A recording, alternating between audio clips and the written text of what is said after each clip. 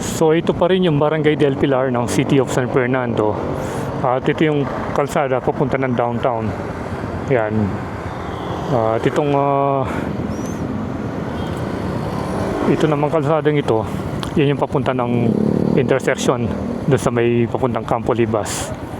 At dito pa lang, kitang-kita muna yung pagbaha doon, no? Doon yan sa may tapat ng Petron. So good day once again, Kabalen, and welcome sa ating panibagong vlog. So today is Wednesday, August 26, 2026. At mag-ikot-ikot lang tayo dito sa may MacArthur Highway hanggang dun sa Arco ng Santo Tomas. Tignan natin yung pagbaha rito at saka yung ginagawang kalsada dun sa may harapan ng Campo Libas. Kung ano na ba yung estado niya. At kung ano yung sitwasyon dito sa may yung traffic at yung pagbaha, para magkaroon tayo ng idea para sa mga gustong dumaan sa araw na ito. At least makita nyo kung ano ba yung mga pwedeng dumaan na sasakyan dito. Kung possible ba sa mga light vehicles, sa mga motor. So yun yung malalaman natin. So last week nag-update din tayo rito, pero parang medyo bumaba na ngayon. Kasi dati dito pa lang marami na, oh.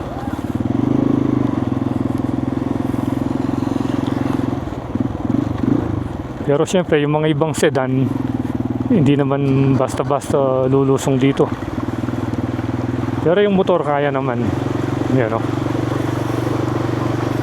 Ito yung unang bahang may encounter natin bago tayo makarating doon sa ginagawang kalsada doon sa may harapan ng Campo Libas. Oh, dito medyo malalim, oh.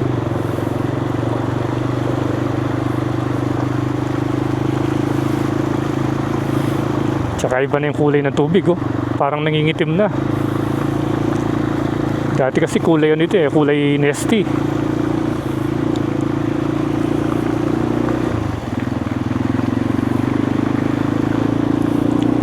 Yun. Kaya naman, pero yung mga ibang mga sasakyan, yung mga may mga mababa kagaya nito, Honda Brio, dun sa may MacArthur dumaan.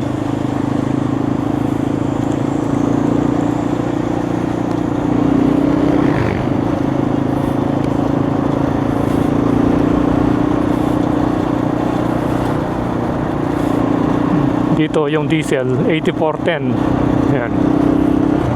So ngayon pala ay walang pasok dito sa may City of San Fernando sa mga mag-aaral.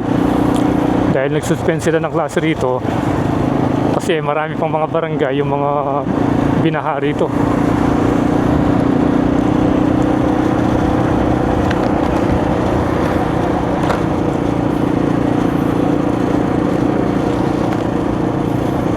Hopefully hindi masyadong matraffic dito. Last time tayo dumaan dito, sobrang traffic, eh.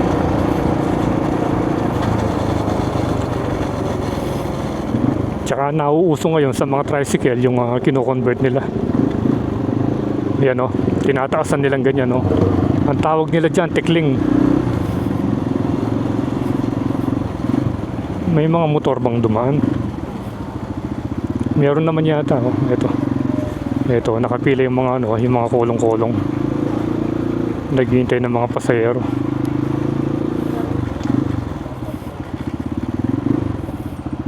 Malalim na rin pala sa sa kabila, oh. Dati wala man tubig diyan, eh. Doon sa kabila, oh, meron na rin pala.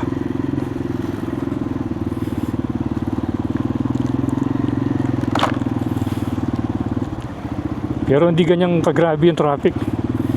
Gaya nung last time pumunta rito, talagang sobrang dami ng mga sasakyan na dumadaan. At yan pala yung itsura. Yan, oh. Yan yung itsura ng yung ginagawang kalsada. Bali, natapos na nilang simentuhan yung isang lane. At parang pinapatuyo na siguro.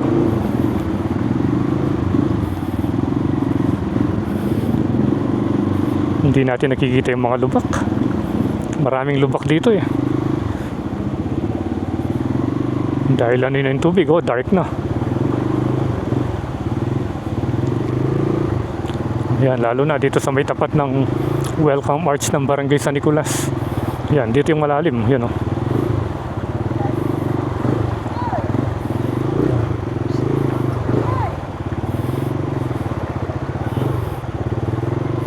Ay, malalim nga rito.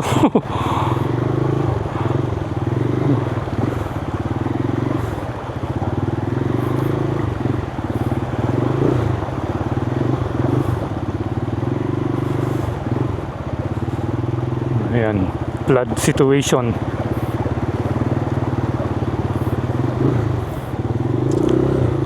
Malalim pa rin sering ito. Ayun, may nakita tayong lubak.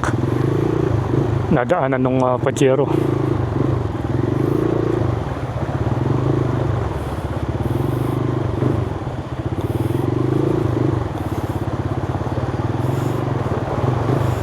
So sa mga scooter, medyo mahihirapan dito.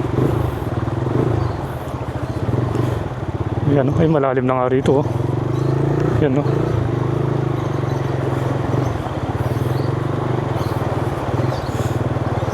So dalawang araw na sumikat yung araw, pero ganun pa rin.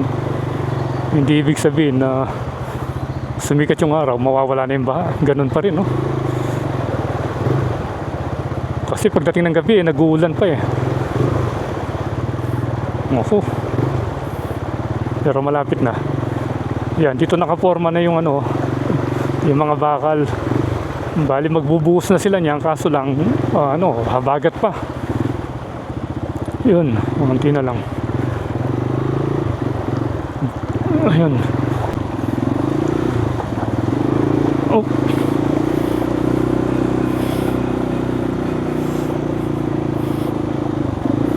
Kala ko last na yun, meron pa pala rito. So approaching na tayo dun sa may welcome arch ng Santo Tomas.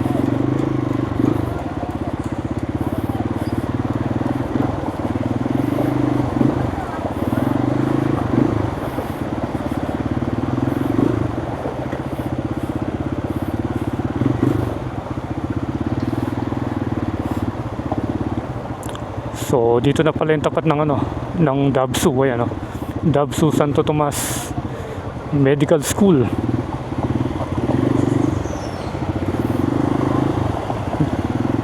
Malalim din pala ron, no? Ayan, ito na yung mga heavy equipment.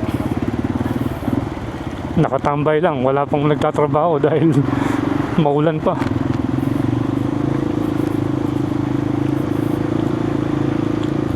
Ayan, at kita na natin yung welcome march ng Santo Tomas.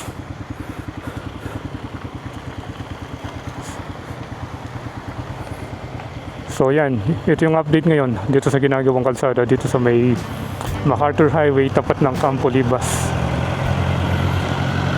So again, that ends our short video dito sa may city of San Fernando, and keep tuned to Froilandas for more video updates here in Pampanga and all over the place. So ride safe always, Kabalen. See you when I see you, and Froilandas is signing out.